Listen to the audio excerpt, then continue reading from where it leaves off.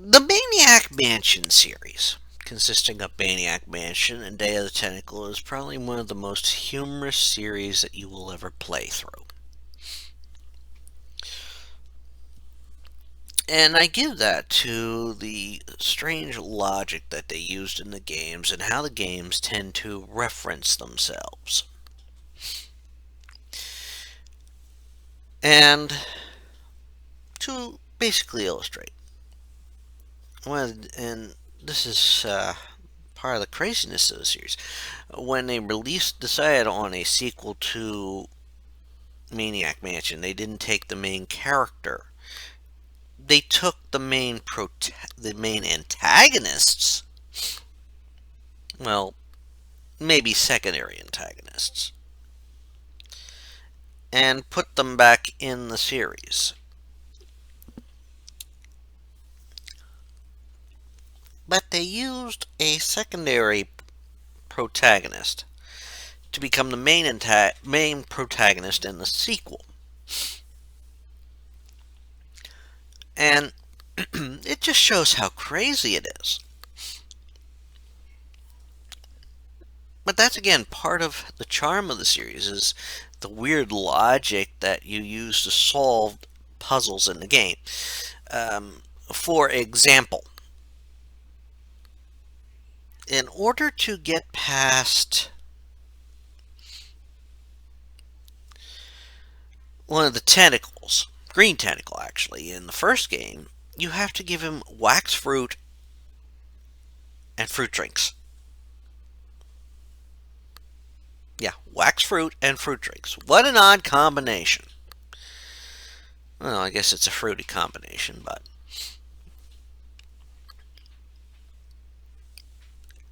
And then, of course, in the second game, in order to rescue Dr. Fred from the IRS, you have to basically disguise Dead Cousin Ted. Dead Cousin Ted's a mummy. But, no, I'm not going to go through what all you need to do, because that's part of the things you have to figure out in the game. But the series has its own backwards logic, crazy logic, humorous logic, that it makes the series, it just makes it very enjoyable. I mean, you come across a talking horse in Day of the Tentacle, and it basically puts forth that horses don't talk to you because they have nothing interesting to say to you. In which the character's like, I've been being snubbed all my life. And there's all sorts of other things that are so crazy that it just makes the series a charm to play. I mean, just the outlandishness of it all. It's like it plays out like an old style B movie. Except it's more fun. It's meant to be funny. Not like Ed Wood's movies, which are not meant to be funny, but are just done with such poor quality that, you know. But, it is a beautiful series. I love the series. I mean, you got such a array of characters. And they are excitingly self-aware.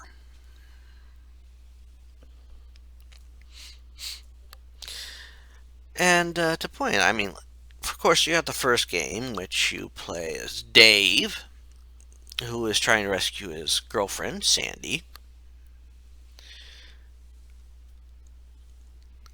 I don't recall. I think it was like they gave her the name of Sandy Pants. And in the course of events of the games, well, in the first game, Dr. Fred is sort of being controlled by the purple meteor, which crashed to Earth some time ago.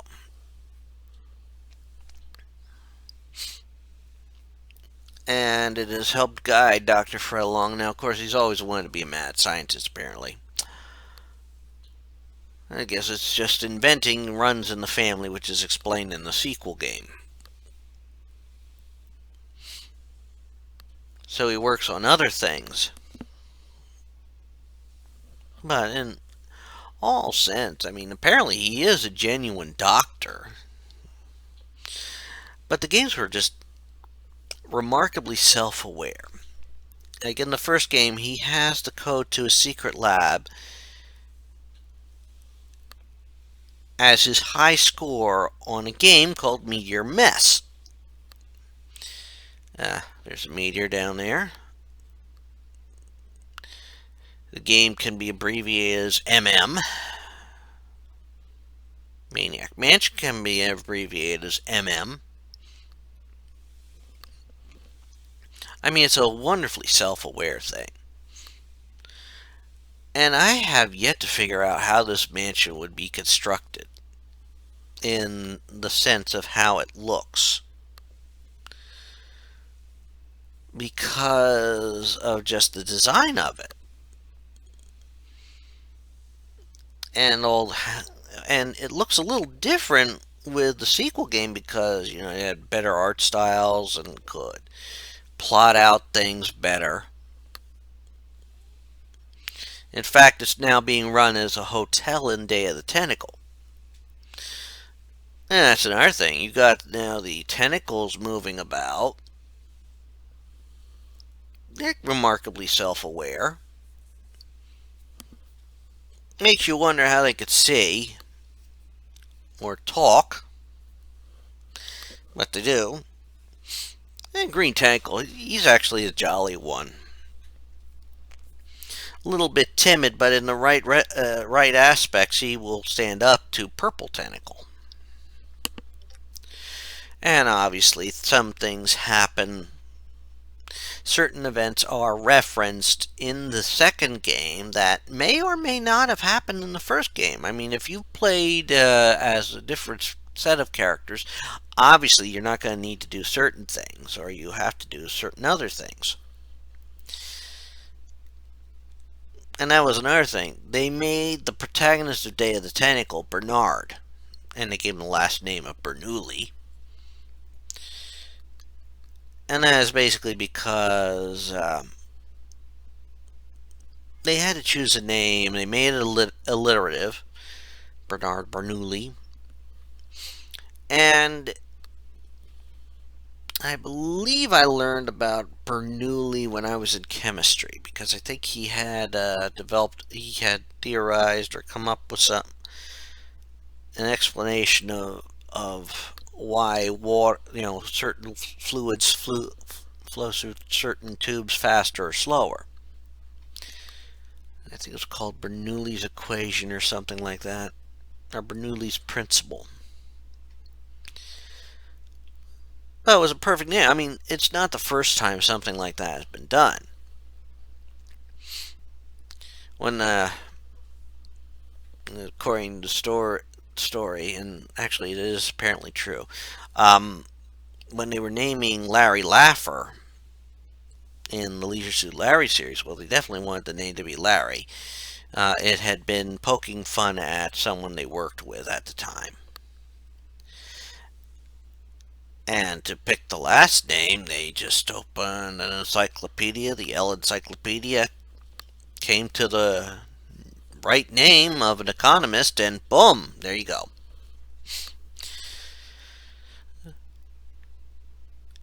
And in the sequel game, I mean, Bernard doesn't have to be chosen in the first game to complete it. Although he does have the ability to be the only character who can fix the radio to call the space police or the meteor police. And in the sequel game, like having him show up as the one in charge in the second game, well, then you have to play the game with Bernard. And Bernard's a chicken. He's scared. He's easily scared. kind of hard to believe that he would have gone to the house. Also hard to believe that he's friends with Green Tentacle, because his first reaction to Green Tentacle, and when you play Maniac Mansion, is he's scared. It was Brown Trousers time. But apparently he makes friends with him. And as part of the plot of the second game, you know, you would have thought Fred made money off the game that was made off of what happened at the mansion. No, he didn't sign the contract in time. You dumb bastard.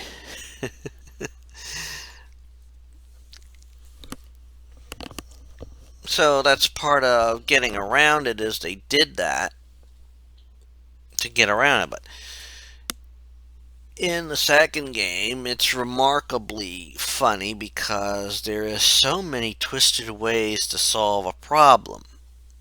No, not really so many ways to solve a problem, but in order to solve some of the problems, you have to do a little rewriting of history in that. And another thing in the game is there is actually some hints on what you will need to do at some point. Because a conversation that Bernard has with Green about purple states, what's he going to do something wild to get power? Again, showing how fast things work in the Maniac Mansion series.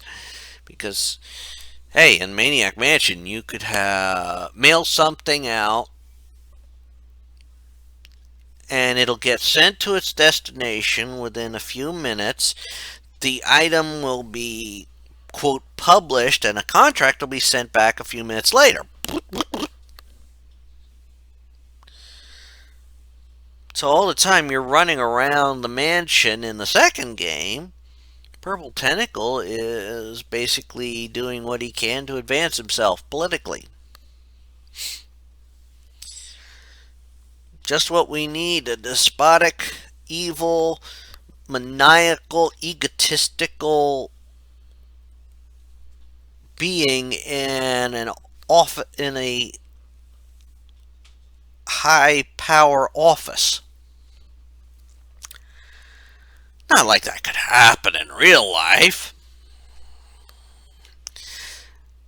But when Bernard's lists the options, it's actually stuff that may have to be done, that not may have to be done, actually has to be done in the game.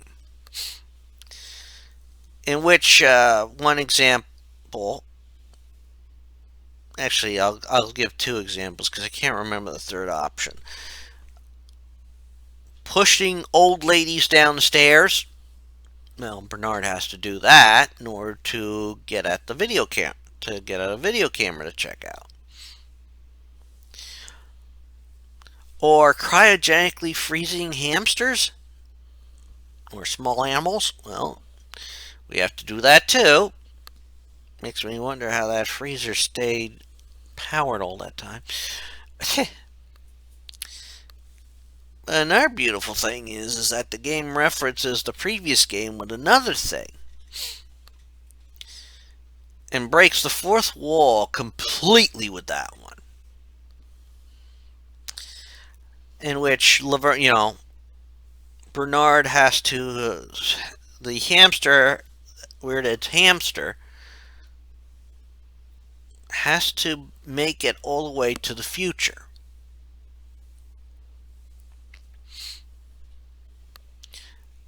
And so we have to, well, we'll put him in the freezer. And then in the future, where the character Laverne got sent to by accident, she's got to thaw out the hamster. Which means we'll put him in the microwave. And in the first game, you could actually kill the hamster in the microwave. And if you gave the hamster to Weird Ed, he'll kill you because he loves the hamster. He loves that more than anything else. And while you're microwaving it to thaw it out, it's like Laverne's like, I hope this isn't one of these microwaves that doesn't have fail safes on it. To which she's basically giving you why you shouldn't put a hamster in a microwave.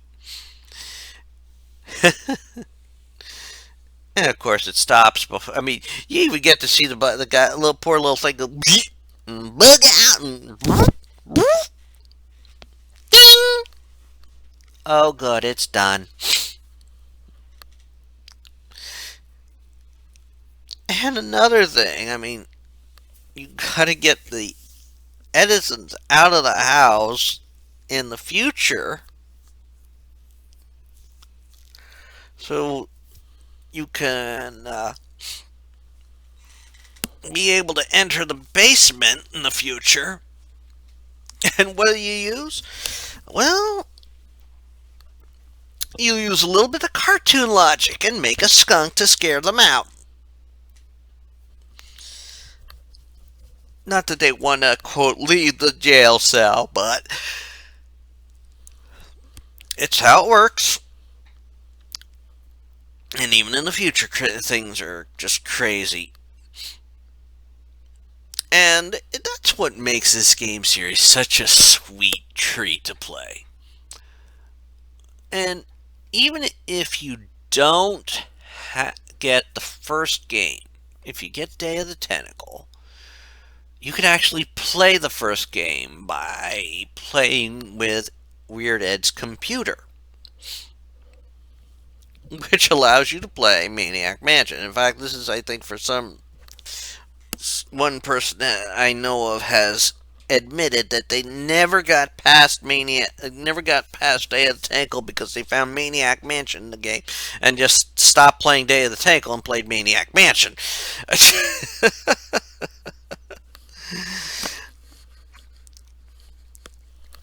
But, like I said, these are fun games. This is a fun series. I'm a little sad that there's not another game. You don't have to play Day of the Tentacle, or you don't have to play Maniac Mansion to know how to follow the events of Day of the Tentacle. It's a wonderfully conceived storyline. It's as crazy as the games are meant to be, and it makes a lot of sense in that sense. And I definitely would recommend playing both games to anyone.